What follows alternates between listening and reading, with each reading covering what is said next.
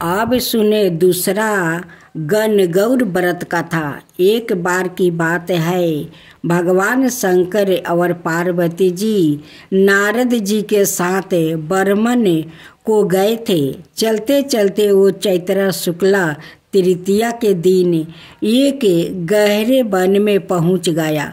उनके आगमन का समाचार सुनकर गांव की श्रेष्ठ कुलीन स्त्रियां उनके स्वागत के लिए स्वादिष्ट भोजन बनाने लगी, मगर भोजन बनाते बनाते उन्हें काफ़ी विलम्ब हो गया। साधारण कुल की स्त्रियां श्रेष्ठ कुल की स्त्रियों से पहले ही थालियों में हल्दी और अक्षत लेकर पूजन हेतु पहुंच गई।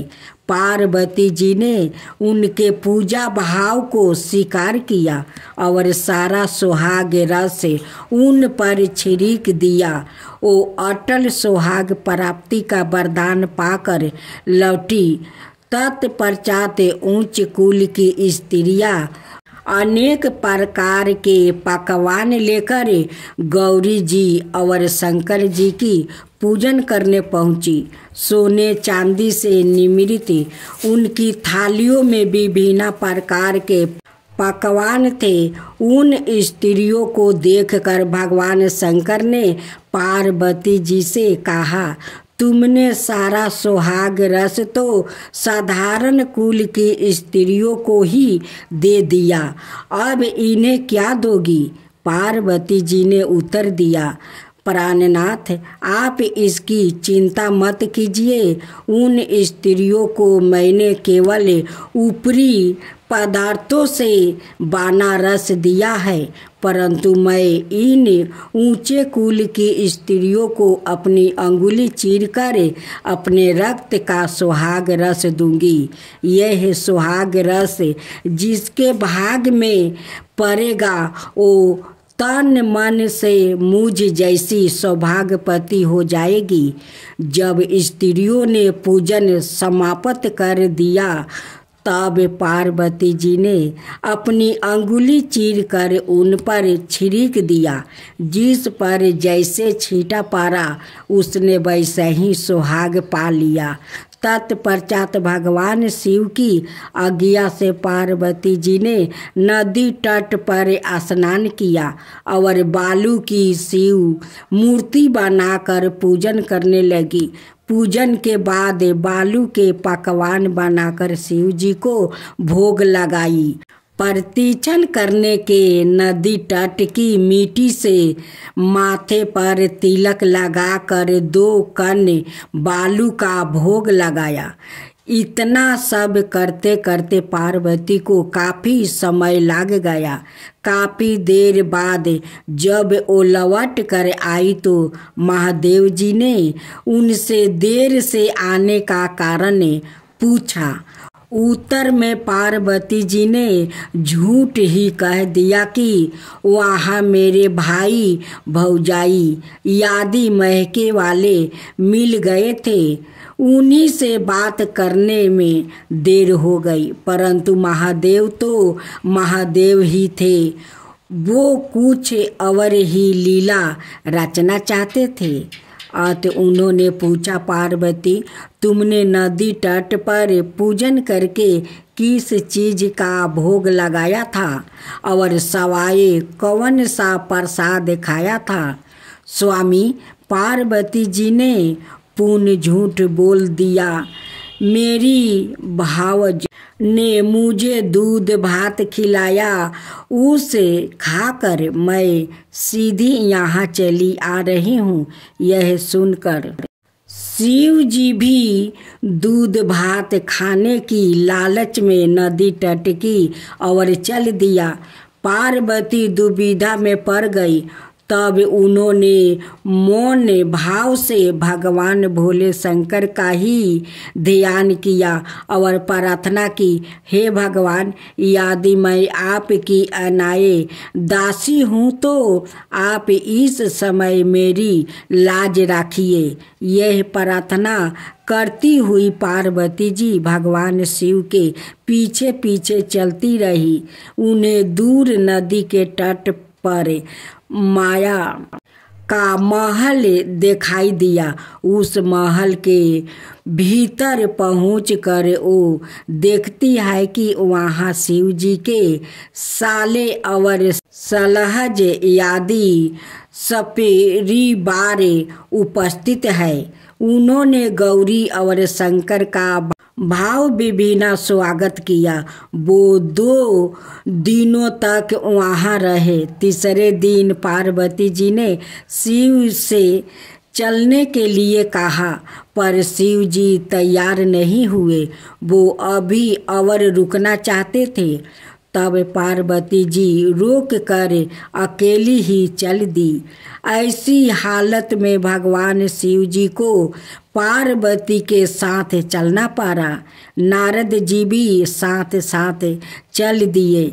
चलते चलते वो बहुत दूर निकल आया। उस समय भगवान सूर्य अपने धाम को पधार रहे थे। अचानक भगवान शंकर पार्वती जी से बोले, मैं तुम्हारे महके में अपनी माला भूल आया हूँ। ठीक है, मैं ले आती हूँ। पार्वती जी ने कहा और जाने को तत्पर हो गई, परंतु भगवान ने उन्हें जाने की आज्ञा नहीं दिया और इस कार्य के लिए ब्रह्मपुत्र नारद जी को भेज दिया। परंतु वहाँ पहुँचने पर नारद जी को कोई महल नजर न आया। वहाँ तो दूर तक जंगल ही जंगल था, जिसमें हिंसक पशु विचरण रहे थे। नारद जी वहाँ भटकने लगे और सोचने लगे कि कहीं वो किसी गलत स्थान पर तो नहीं आ गया है। मगर साहस ही बिजली चमकी और नारद जी को शिव जी की माला एक पेड़ पर टंगी हुई दिखाई दी। नारद जी ने माला उतार लिया और शिव जी के पास पहुंचकर वहाँ का हाल बताया। शिव जी ने हंस कर कहा, नारद, यह सब पार्वती की ही लीला है। इस पर पार्वती बोली, मैं किस योग्य हूँ? तब नारद जी ने सिर झुकाकर कहा, माता, आप पतिव्रताओं में सर्वश्रेष्ठ है। आप सौभाग्यपति समाज में आदि शक्ति है। यह सब आपके पतिव्रता का ही प्रभाव है। संसार की स्त्रियां आपके नाम स्मरण मात्रा से ही अटल सौभाग्य प्राप्ति कर सकती है और समस्त सिद्धियों को बना और मिटा सकती है। तब आपके लिए यह कार्य कौन सी बड़ी बात है? महामाये गोपनीय पूजन अधिक शक्तिशाली और सार्थक होता है। आपकी भावना और चमत्कारी पूर्ण शक्ति को देखकर मुझे बहुत प्रसन्नता हुई है। मैं आशीर्वाद रूप में कहता हूँ कि जो स्त्रियाँ इसी तरह गुप्त रूप से पति का पूजन करके मंगल कामना करेगी, उन्हें महादेव जी की कृपा से शीघ्र आहु वाले पति का उम्र मिलेगी। जनों, आज आप सुनेंगे सोमवार व्रत कथा। एक बार एक शिव भक्त अपने गांव से केदारनाथ धाम की यात्रा पर निकला। पहले याता की सुविधा तो भी नहीं थी। वो पैदल ही निकल पड़ा। रास्ते में जो भी मिलता केदारनाथ का मार्ग पूछ लेता। मन में भगवान शिव का ध्यान करता रहता। चलते चलते उसको महीनों बीत गया। आखिरकार एक दिन वो केदार धाम पहुँच ही गया। केदारनाथ में मंदिर के द्वार 6 महीने खुलते हैं और 6 महीने बंद रहते हैं। वो उस समय पर पहुंचा जब मंदिर के द्वार बंद हो रहे थे। पंडित जी को उसने बताया वो बहुत दूर से महीने की यात्रा करके आया है। पंडित जी से प्रार्थना की, कृपा करके दरवाजे खोलकर प्रभु के दर्शन करवा दीजिए। लेकिन वहाँ का तो नियम है, एक बार बंद तो बंद, नियम तो नियम होता है। वो बहुत रोया, बार बार भगवान शिव को याद किया कि प्रभु बस एक बार दर्शन करा दो। वो प्रार्थना कर रहा था सभी से, लेकिन किसी ने भी नहीं सुनी। पंडित जी बोले, अब यहाँ 6 महीने बाद आना, 6 महीने बाद यहाँ के दरवाजे खुलेंगे।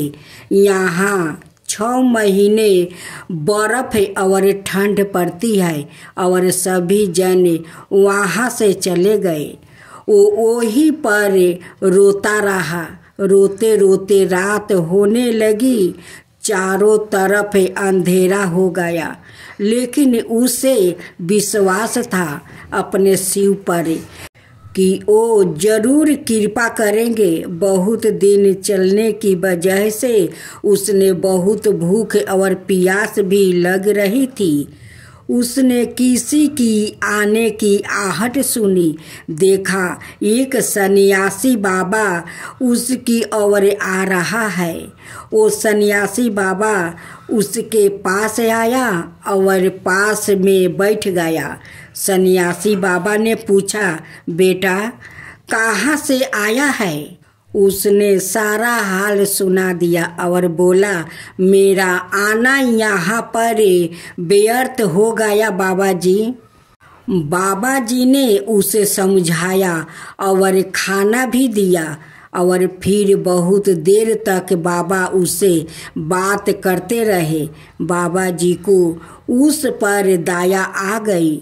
वो बोले, बेटा मुझे लगता है सुबह मंदिर जरूर खुलेगा और तुम्हें जरूर दर्शन करना प्राप्ति होगा। बातों बातों में इस भक्त को ना जाने कब नींद आ गई। सूर्य के मध्यम प्रकाश के साथ भक्त की आंख खुली। उसने इधर उधर बाबा को देखा, किंतु वहाँ कहीं नहीं थे। उससे पहले कि वो कुछ समझ पाता, उसने देखा पंडित जी आ रहे हैं अपनी पूरी मंडली के साथ। उसने पंडित जी को प्रणाम किया और बोला, कल आपने तो कहा था मंदिर 6 महीने बाद खुलेगा और इस बीच कोई नहीं आएगा यहाँ, लेकिन आप तो सुबह ही आ गया है। पंडित जी ने उसे गौर से देखा, पहचानने की कोशिश की और पूछा, तुम यही हो जो मंदिर का द्वार बंद होने पर आए थे, जो मुझे मिले थे? 6 महीने होते ही वापस आ गया। उस आदमी ने आश्चर्य से कहा, नहीं, मैं कहीं नहीं गया। कल ही तो आप मिले थे।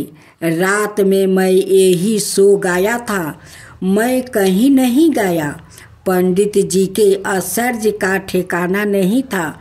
उन्होंने कहा, लेकिन मैं तो 6 महीने पहले मंदिर बंद करके गया था और आज 6 महीने बाद आया हूँ। तुम 6 महीने तक यहाँ पर जिंदा कैसे रह सकते हो? पंडित जी और सारी मंडली हैरान थी। इतनी सर्दी में एक अकेला व्याकुल कैसे 6 महीने तक जिंदा रह सकता है?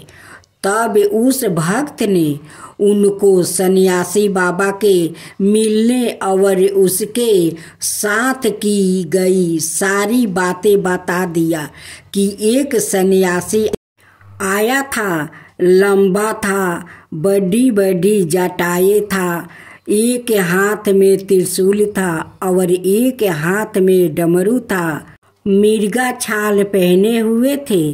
पंडित जी और सब लोग उसके चरणों में गिर गए, बोले, हमने तो जिंदगी लगा दी किंतु प्रभु के दर्शन ना पा सके। सच्चे भक्त तो तुम हो, तुमने तो साक्षात भगवान शिव के दर्शन किया है।